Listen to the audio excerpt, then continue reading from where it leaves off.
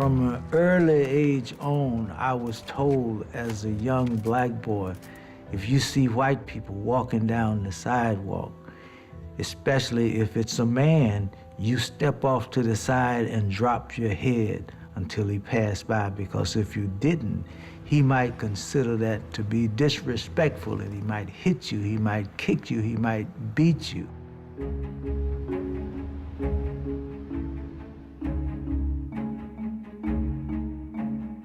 My grandfather, he would take me with him downtown Hattiesburg to pay bills. And I remember my grandfather wore a straw hat with this colorful blue band around the hat.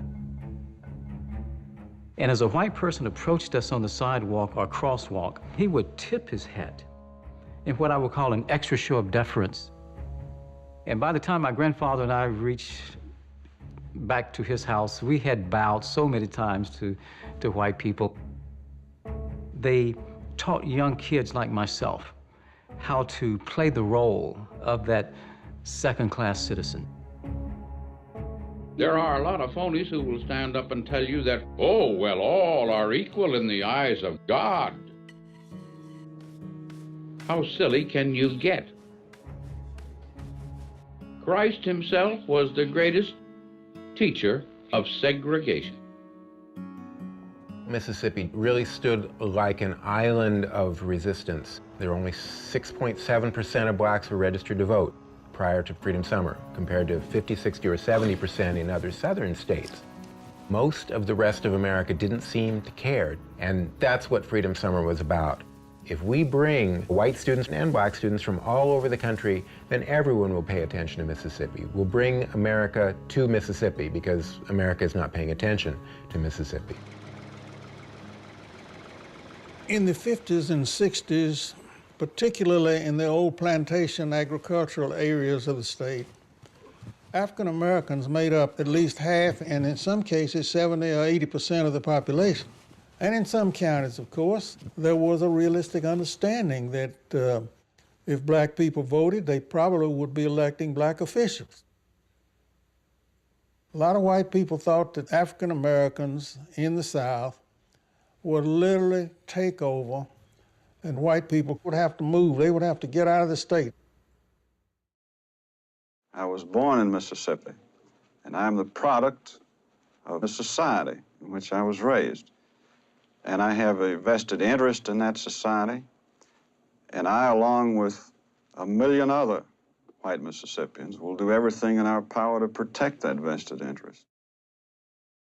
There was no Ku Klux Klan in Mississippi during this early period. There wasn't any need for one. The Citizens Council was doing everything that the Ku Klux Klan would have done. There were a lot of prominent people who were members, businessmen, bankers, lawyers, politicians. I joined it because I believed in what they were doing, and I believed in trying to preserve the society in which we lived. This is the Citizens Council Forum, the American viewpoint with a Southern accent.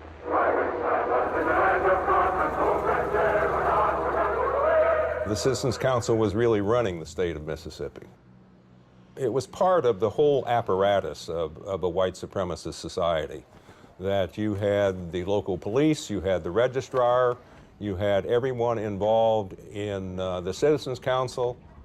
They succeeded in preventing almost all blacks who attempted to register from registering to vote.